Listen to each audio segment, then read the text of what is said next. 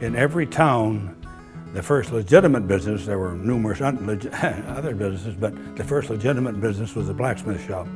Had to shoe the horses, had to put tires on the wooden wheels, and just maintain the plow, put new points on the plow, things like that. And so that was, and as the town grew, then they got some larger farmers. They built their own blacksmith shop, just like this one here. And these blacksmith shops were in practically every farm until the welders came along, gas and electric welders, acetylene and electric welders. Then our blacksmith shop here just sat there for 10 years. We didn't do anything with it.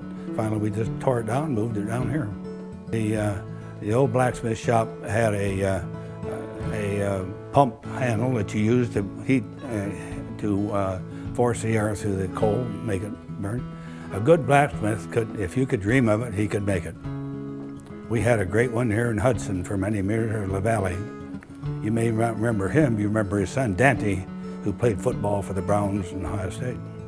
And if you could explain to Angelo what you wanted, you got it. Just that. He never became a naturalized citizen. And every year he had to fill out the form, you know.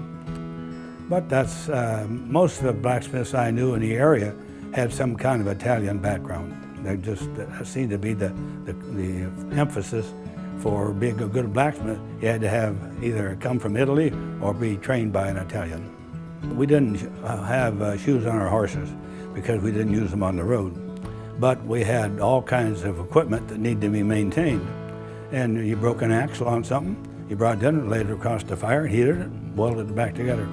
And it was a long, drawn-out, hard process because until you got the welder, it would do it instantly, you know. But it would take, to put an axle back together, probably take an hour and a half.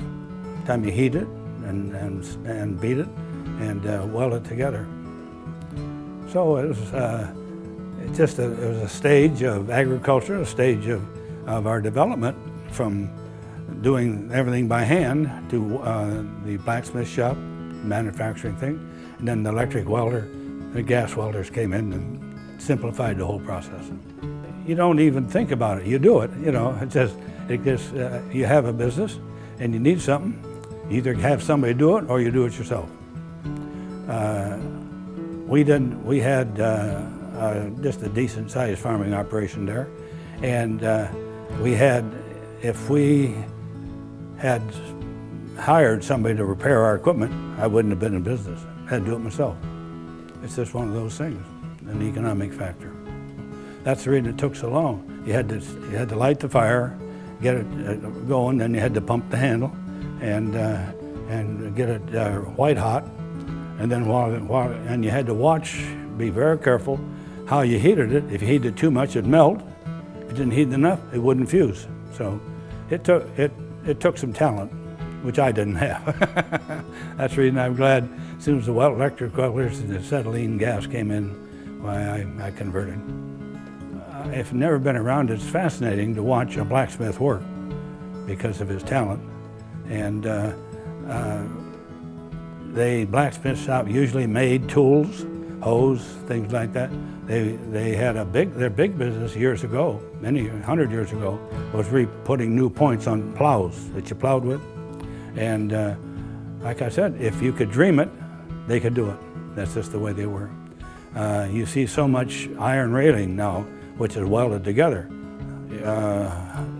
Up to 50 years ago, that iron railing was all made, drilling holes, tapping the holes, putting a screw down through the top. And so like I said, it was a long process, and as wages went up, and you just got more and more people doing it themselves, then electric came along and that pretty well took care of it. If you didn't have in a small town 200 years ago, you didn't have a blacksmith shop, you were in trouble. Just the way it was. Because you had to have somebody to maintain that stuff. And when a wagon rim comes off, what are you going to do? You can't run on the wood. You know, it's just one of those things. And they served a great and unique purpose. But time passes on. there's probably 10 different hammers there, and I'd say practically all of them came from our farm that we used in the blacksmith shop. Depending on what you were doing, you used a light hammer or a heavy hammer. It's just one of those things. And the anvil and the vise there was a very important part of it. Most of the original vices were made by the blacksmiths themselves, but these two here are manufactured. Most of the farmers, they didn't buy a big heavy anvil. They used a piece of railroad iron. And railroad iron 2 feet long will weigh probably 70, 80 pounds. And you used that on top of a block of wood to do your hammering. I don't know what else. Well, yeah, originally the blacksmiths made the buzz saws like that, the big round saws. They made those themselves. And there again, it was just a huge, laborious process to cut each one of those. Then after you got it cut, you had to put each one in the fire and temper it so where it wouldn't go. So I have a great respect for blacksmith, having had to do it myself, and I realized that I didn't have the talent to do it.